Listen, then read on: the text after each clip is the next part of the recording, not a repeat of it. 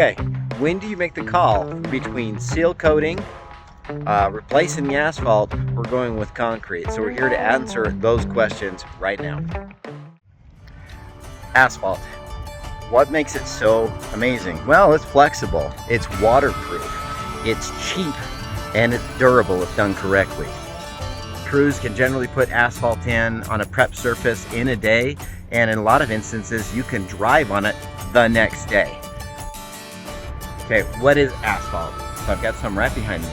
Asphalt is a lot like conglomerate rock. It's all these little rocks and sand that are stuck together with a binder. And in this instance, the binder is actually a tar based on petroleum. It's flexible, it's strong, it's extremely fast, relatively inexpensive. So blacktop asphalt, like you see behind me, is not a new concept.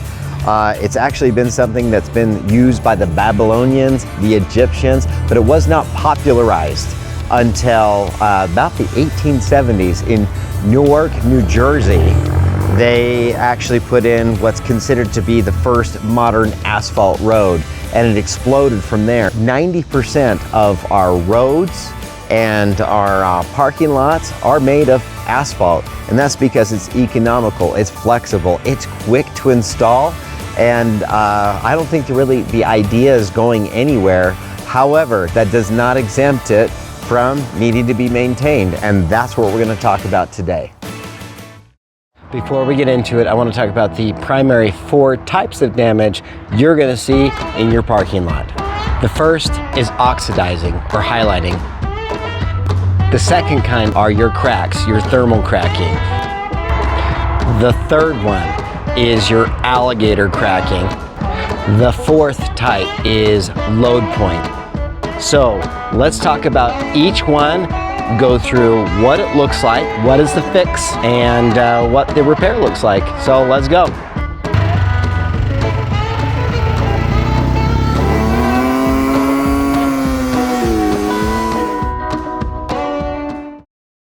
Okay, so where do you begin? Hopefully you've caught your parking lot early enough that there isn't significant damage and that your seal coat has held up. But as long as the seal coat's on here, it makes this blacktop waterproof. And as long as it's waterproof, water promotes erosion. Erosion is the bane of the existence of your parking lot. So make sure it should have that nice coat on top that's known as a seal coat. Make sure it's there. As soon as you start getting highlighting, let's see, things like that. That is highlighting right there. It's where the seal coat has been scraped or eroded away. Those are where the problems are going to start. Man, it's fall time, but that sun's still beating down. And what's interesting is this is going to be one of the things that damages your parking lot first, because of something called thermal expansion.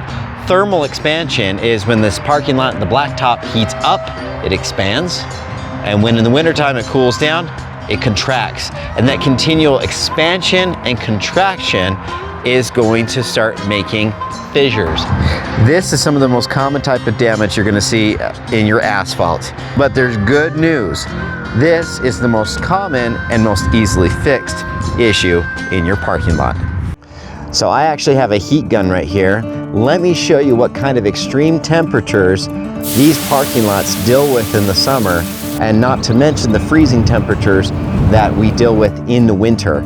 So we're going to point this right at the ground right now. It's about 95 degrees outside, but I'm going to guarantee you that the asphalt is going to be well over the hundreds. Let's see. Turn this on. That asphalt right now, as you can see, is 132 degrees Fahrenheit. Like, that is hot enough that it would actually burn your skin if you laid down on it.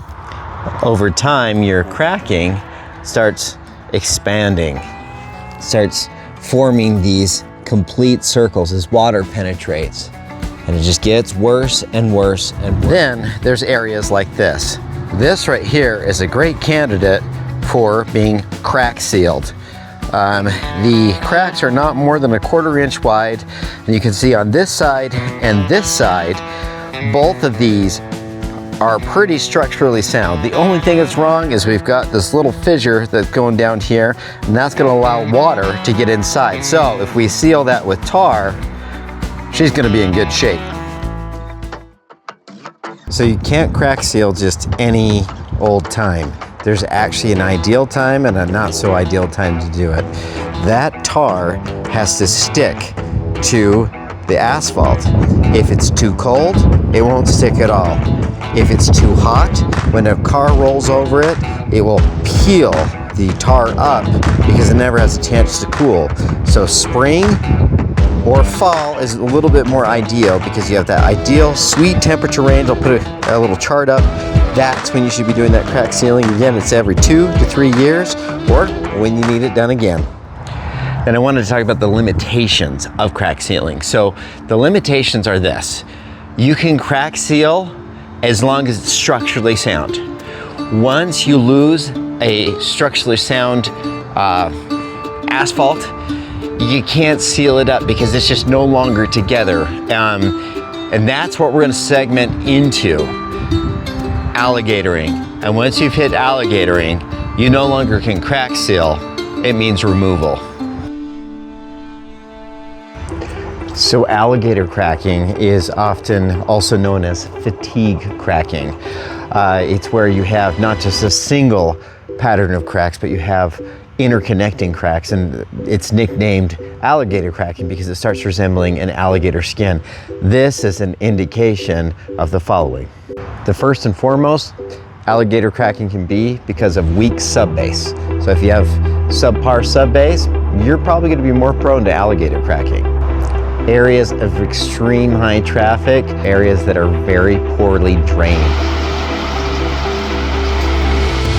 And to those of you with heavy winters like we have here, the freeze and thaw, the expansion and contraction of your asphalt is going to also be a major contributing factor, and you'll notice that during these times, especially winter, your asphalt is going to pay the price. So as mentioned before, the real only fix is to remove this asphalt and put more in its place. So this is going to be done by actually cutting it with a circular saw. There's a special saw for asphalt removal. They're going to do this about 12 inches away from the cracking. They'll cut it in whatever shape is necessary, depending on where the cracking is. That area has to be scooped out by an excavator, and then that asphalt needs to be hauled off. So this is where it gets tricky.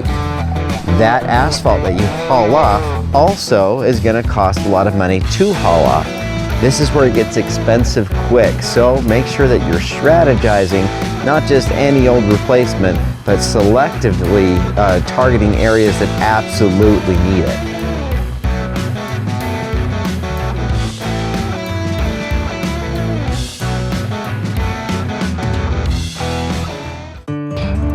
Okay, so I wanted to address one of the most overlooked portions of asphalt repair, the water management system of your parking lot. Where does the water go? When it rains, when the sprinklers are on, when it snows, where's that water headed? Is it pooling?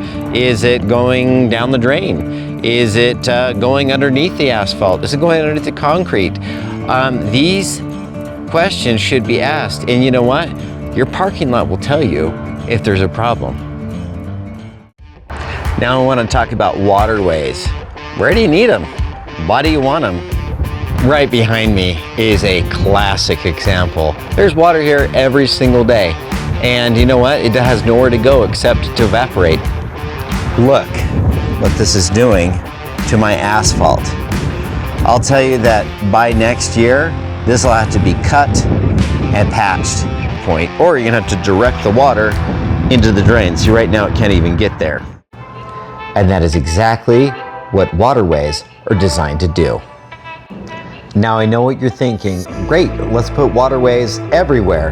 But the issue is that waterways are one of the most expensive per square footage item you can have installed in the parking lot. So these areas and these waterways should only be strategized and placed in areas they are absolutely necessary.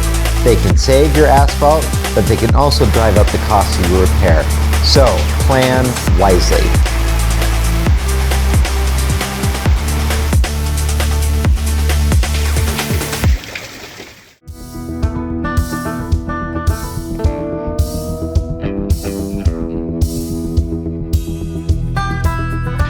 Why did we put a pad here? Well, it's a dumpster enclosure. Every single day here, except for Sunday, we have a giant dump truck that weighs tens of thousands of pounds, slamming garbage over and over and over again here. It was an area that got completely destroyed, so we decided, well, since this is a high shock area, we're gonna put concrete here. Look how good this turned out behind me. So this is one of the areas, our dumpster enclosure, where we decided, because of the damage done to the asphalt, that we needed to put some load-bearing material in there, and so we went with concrete.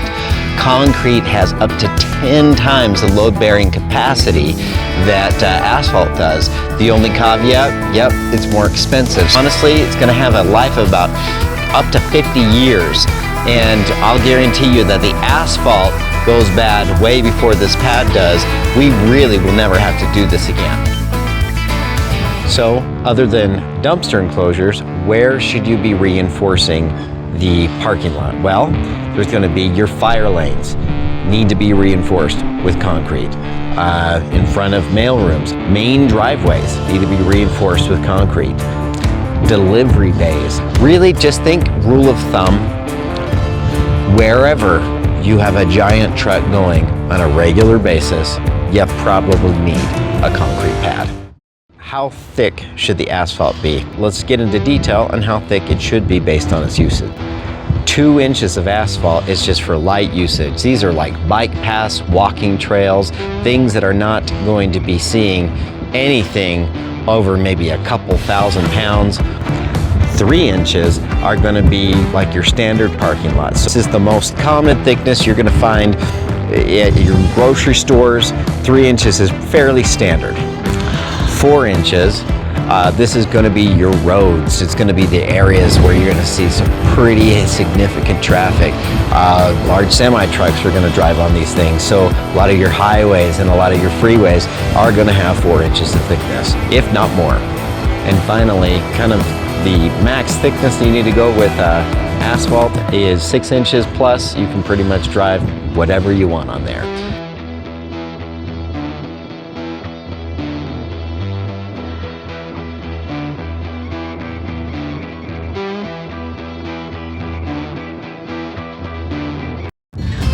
All right, let's bring it all together. Okay, many of you are probably saying, well, we don't do asphalt because we're the maintenance crew.